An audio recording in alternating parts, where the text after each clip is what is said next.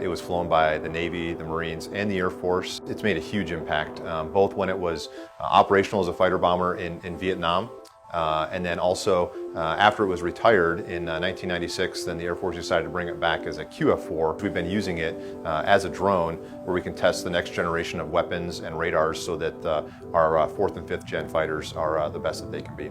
Yeah, it's mixed emotions when you see them blown up for the first time, because it's just a great iconic airplane that has done so much for our country, and it's sad to see it destroyed in that way. The more I thought about it and the more I kind of put things in perspective, the fact that the airplane goes down in a blaze of glory versus sitting around at the boneyard at Davis Mountain or in a museum somewhere, I think it's a truly fitting end for a warrior to go out in that way. The F-4 is a very manual airplane, and specifically the QF-4. A lot of the things that the F-4s had when they were operational are not included in the QF-4. So it is a very hands-on type of airplane. In the same respect, it's a very fun airplane to fly. It flies very well for the age of the airplane. It accelerates very well. Does not turn very well, but it never did as far as that goes.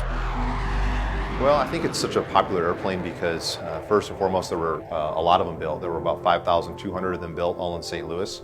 And it came about in a time that was pretty tough for our country during the Vietnam War. And it was flown, like I said, by the Navy, the Marine Corps, and the Air Force. So a lot of people have flown on it and worked on it, not just in the Air Force, but through all three of the services. So I think that's a big part of it because it's not just an Air Force specific airplane or a Navy specific airplane.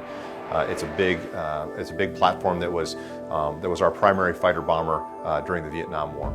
There's been a lot of really cool opportunities with the F-4 since we are the last ones flying it. There's been a lot of opportunities for us to take them on the road and for the public to get a chance to see the F-4s one last time. And that's been really interesting and really cool for me to get to do that. I expected when we took it on the road that we would meet a lot of people who had worked on them, who had flown them over the years. What I didn't really think about and what I didn't expect was the large number of folks, Army and Marines, that were on the ground in an F-4 saved their life. Just about every place I go, I hear at least one or two stories of someone who is pinned down. They didn't know if they were going to make it out, and an F-4 came in and saved their life. And that's been a truly humbling experience for me to hear those stories and hear what an impact that this airplane has made on them. Yeah, it's bittersweet. It's bittersweet, much like when you see QF-4 get blown out of the sky.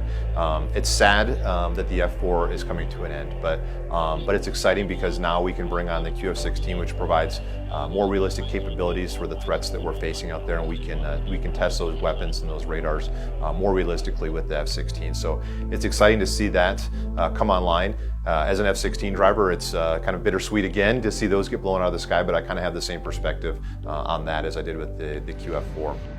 The F-4s are old. They're old and they're getting tired.